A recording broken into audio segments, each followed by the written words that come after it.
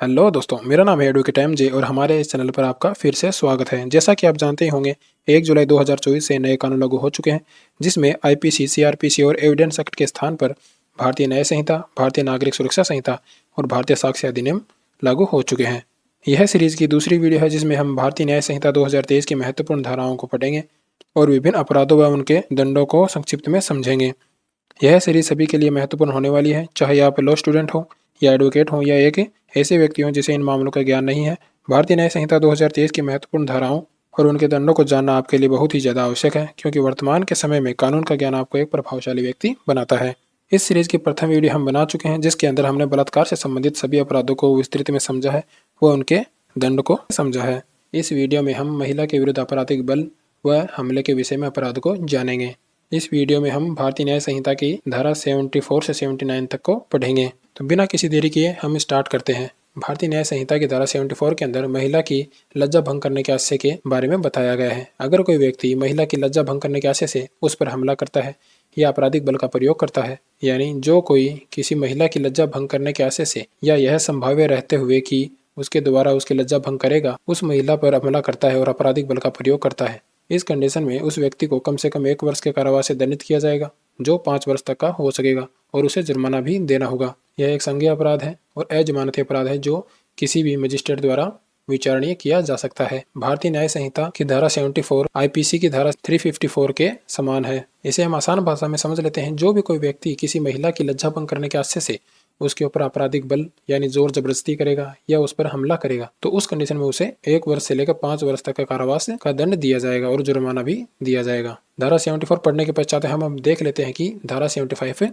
क्या कहता है। धारा 75 लैंगिक उत्पीड़न के बारे में बताता है। धारा 75 के सबसेक्शन 1 के अंदर बताया गया है कि लैंगिक उत्पीड़न क्या क्या होता है। जब कोई व्यक्ति शारीरिक स्पर्श और अग्र क्रियाएं करता है जिसमें अवांछनीय और स्पष्ट लैंगिक संबंध बनाने संबंधी स्पष्ट प्रस्ताव और अंतर्वलित है, यानी सबसेक्शन 1 के अंदर बताया गया है कि अगर कोई व्यक्ति किसी महिला से शारीरिक संबंध के बारे में पूछता है या शारीरिक स्पर्श करता है या लैंगिक स्वीकृति के लिए कोई मांग या अनुरोध करता है, किसी महिला की इच्छा के विरुद्ध अश्लील साहित्य दिखाता है, लैंगिक आभासी टिप्पणियां करता है, यानी जो उक्त 4 पॉइंट दिए हुए हैं, अगर इनमें से कोई व्यक्ति किसी महिला के विरुद्ध करता है तो वह लैंगिक उत्पीड़न की परिभाषा के अंदर आता है। इसे हम आसान भाषा में समझ लेते हैं। लैंगिक उत्पीड़न क्या है और लैंगिक उत्पीड़न के अंदर क्या क्या आता है। जब कोई व्यक्ति शारीरिक स्पर्श करता है और लैंगिक संबंध बनाने के लिए प्रस्ताव रखता है या लैंगिक स्वीकृति के लिए कोई मांग करता है या अनुरोध करता है, किसी महिला की इच्छा के विरुद्ध अश्लील साहित्य दिखाता है, यानी कोई अश्लील वीडियो या फोटोज दिखाता है या फिर लैंगिक आभासी टिप्पणियां करता है, तो उक्त कंडीशन में यह सभी लैंगिक उत्पीड़न के अंदर आता है। अब हम जान लेते हैं कि लैंगिक उत्पीड़न के लिए क्या दंड दिया जाएगा, जो धारा 75 के सबसेक्शन 2 के अंदर बताया गया है। भारतीय न्याय संहिता के सेक्शन 75 के सबसेक्शन 2 के अंदर बताया गया है। इसके अंदर बताया गया है कि अगर कोई व्यक्ति धारा 75 के सेक्शन 1 के अंदर खंड 1, खंड 2 और खंड 3 इनसे संबंधित कोई अपराध करता है तो उसे कम से कम 3 वर्ष तक का दंड दिया जाएगा और जुर्माना भी देना होगा या उसे दोनों दिया जा सकता है। इसे हम आसान भाषा में समझ लेते हैं कि धारा 75 के सबसेक्शन 2 के अंदर क्या बताया गया है।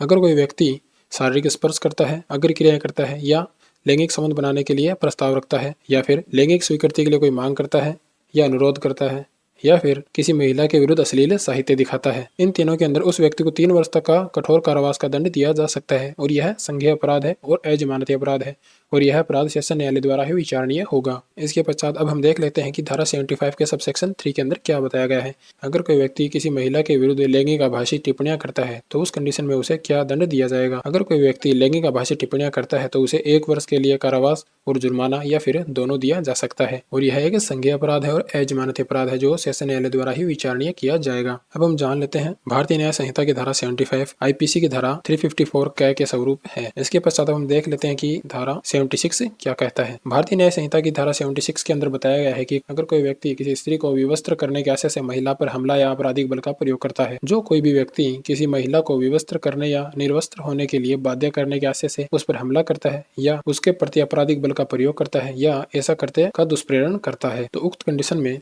उस व्यक्ति को कम से कम 3 वर्ष के कठोर कारावास से दंडित किया जाएगा, जो 7 वर्ष तक का हो सकेगा, और उसे जुर्माना भी देना होगा। यह अपराध एक संज्ञेय अपराध है और अजमानती अपराध है, जो सेशन न्यायालय द्वारा ही विचारणीय किया जा सकता है। इसे हम साधारण भाषा में समझ लेते हैं। अगर कोई व्यक्ति किसी स्त्री को विवस्त्र करने के आशय से उस पर हमला करता है, यानी वह व्यक्ति उस स्त्री के वस्त्र को निकालने का प्रयास करता है, उस पर जोर जबरदस्ती करता है, या फिर उस पर आपराधिक बल का प्रयोग करता है, या ऐसा करने का दुष्प्रेरण करता है, तो उसके लिए उसे 3 वर्ष के कठोर कारावास से दंडित किया जाए, जो 7 वर्ष तक का हो सकेगा। भारतीय न्याय संहिता की धारा 76 IPC की धारा 354 ख के स्वरूप है। इसके पश्चात अब हम देख लेते हैं कि धारा 77 क्या कहता है। भारतीय न्याय संहिता की धारा 77 में बताया गया है कि जो कोई किसी निजी कार्य में लगी किसी महिला को उस परिस्थिति में जिसमें वह यह प्रत्याशा करती है कि उसे देखा नहीं जा रहा है, एकटक देखता है, या उस कृत्य में लिप्त व्यक्ति के कहने पर कोई अन्य व्यक्ति उसका चित्र खींचता है या उस चित्र को प्रसारित करता है। इसे हम साधारण भाषा में समझ लेते हैं। मान लेते हैं कोई महिला है और वह कोई अपना कार्य कर रही है और वह सोच रही है कि उसे कोई नहीं देख रहा है और उसकी कोई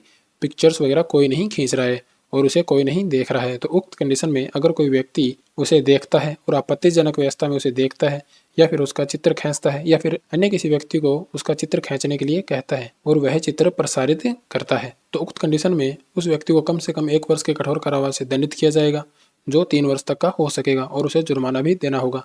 यह अपराध संज्ञेय अपराध है, परंतु यह जमानतीय भी है और सेशन न्यायालय द्वारा ही विचारणीय होगा। अगर कोई व्यक्ति यह कृत्य करता है और उसके पश्चात वह दोबारा यही कृत्य करता है, कंडीशन में उसे कम से कम 3 वर्ष के कठोर कारावास से दंडित किया जाएगा, जो 7 वर्ष तक का हो सकेगा, और उसे जुर्माना भी देना होगा। यह अपराध संज्ञेय अपराध है और यह अजमानतीय है। प्रथम बार में यह जमानती है, लेकिन द्वितीय बार में यह अजमानती अपराध है और सेशन न्यायालय द्वारा ही विचारणीय होगा। भारतीय न्याय संहिता की धारा 77 IPC की धारा 354 के गय के स्वरूप है। भारतीय न्याय संहिता की धारा 78 के अंदर बताया गया है कि पीछा करना। 78 के सबसेक्शन 1 के अंदर बताया गया है कि इसकी परिभाषा क्या होगी। किसी महिला का उससे व्यक्तिगत अन्योन्य प्रक्रिया को आगे बढ़ाने के लिए उस महिला के द्वारा स्पष्ट रूप से अनिच्छा उपदर्शित किए जाने के बावजूद बार बार पीछा करना और स्पर्श करता है या स्पर्श करने का प्रयत्न करता है, या किसी महिला द्वारा इंटरनेट, ईमेल या किसी अन्य प्रारूप की इलेक्ट्रॉनिक संसूचना का प्रयोग किए जाने को मॉनिटरिंग करता है। यानी अब हम इसे आसान भाषा में समझ लेते हैं। मान लेते हैं कोई महिला है और उसने किसी पुरुष को बता दिया है कि वह उसमें कोई इंटरेस्टेड नहीं है। उसके पश्चात भी अगर वह उसका बार बार पीछा करता है और स्पर्श करने का प्रयत्न करता है, या फिर उसे इंटरनेट, ईमेल या फिर अन्य इलेक्ट्रॉनिक संसूचना से मॉनिटरिंग करता है और उसका पीछा करता है, तो उक्त कंडीशन में यह पीछा करना ही होगा। उक्त दोनों कृत्य पीछा करने के परिभाषा में ही आएंगी। इसके पश्चात अब हम जान लेते हैं कि पीछा करने का अपराध और उसका दंड क्या होगा। भारतीय न्याय संहिता की धारा 78 के सबसेक्शन 2 के अंदर बताया गया है कि अगर कोई व्यक्ति किसी महिला का पीछा करता है तो उक्त कंडीशन में उसे 3 वर्ष तक का कारावास का दंड दिया जा सकता है और जुर्माना भी दिया जा सकता है। और यह एक संज्ञेय अपराध है, परंतु यह जमानती अपराध है, जो कोई भी मजिस्ट्रेट द्वारा विचारणीय किया जा सकता है। अगर कोई व्यक्ति द्वितीय बार भी पीछा करते हुए पकड़ा जाता है तो उसे 5 वर्ष तक का कारावास का दंड दिया जा सकता है। और यह संज्ञेय अपराध है और अजमानती अपराध है, जो कोई भी मजिस्ट्रेट द्वारा विचारणीय किया जा सकता है। प्रथम बार पीछा करने पर यह जमानती अपराध है, परंतु यह द्वितीय बार अगर पीछा करता हुआ पकड़ा जाता है तो यह अजमानती अपराध है। यह धारा IPC की धारा 354 घ के स्वरूप है। इसके पश्चात आज के अंतिम धारा पर हम चर्चा कर लेते हैं। भारतीय न्याय संहिता की धारा 79 क्या कहती है। महिला की लज्जा का अनादरण करने के आशय से कोई शब्द कहना, कोई अंग विक्षेप करना आदि। जो कोई किसी महिला की लज्जा का अनादरण करने के आशय से कोई शब्द कहता है, कोई ध्वनि या अंग विक्षेप करता है, या कोई वस्तु किसी रूप में प्रदर्शित करता है इस आशय से कि ऐसी महिला द्वारा ऐसा शब्द या ध्वनि सुनी जाए, या ऐसी अंग विक्षेप या वस्तु देखी जाए, या ऐसी महिला का एकांतता का अतिक्रमण करता है। यानी कोई व्यक्ति किसी महिला की लज्जा भंग करने के आशय से उसे कोई शब्द कहता है, कोई चीज दिखाता है, कोई ध्वनि सुनाता है जिससे उसकी प्रिवेसी खंडित होती है, तो उक्त कंडीशन में उस व्यक्ति को 3 वर्ष तक का सदा कारावास का दंड दिया जा सकता है और उसे जुर्माना भी देना होगा। और यह एक संज्ञेय अपराध है और जमानती अपराध है,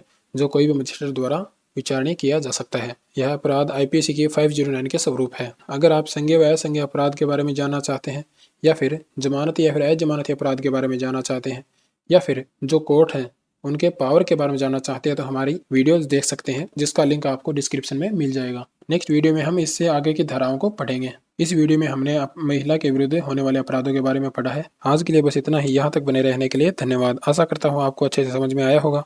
ऐसी ही लॉ से रिलेटेड वीडियो देखते रहने के लिए हमें लाइक एंड सब्सक्राइब कर लें। अगर आप उक्त डॉक्यूमेंट को डाउनलोड करना चाहते हैं तो हमें टेलीग्राम ग्रुप में ज्वाइन कर सकते हैं और हमें अन्य सोशल मीडिया पर भी फॉलो कर सकते हैं। इसके बावजूद अगर आपको कोई डाउट रह गया हो तो कमेंट बॉक्स में जरूर बताइएगा, उसका जवाब मैं जरूर दूंगा, और कमेंट बॉक्स में अपना एक्सपीरियंस भी शेयर कीजिएगा। धन्यवाद।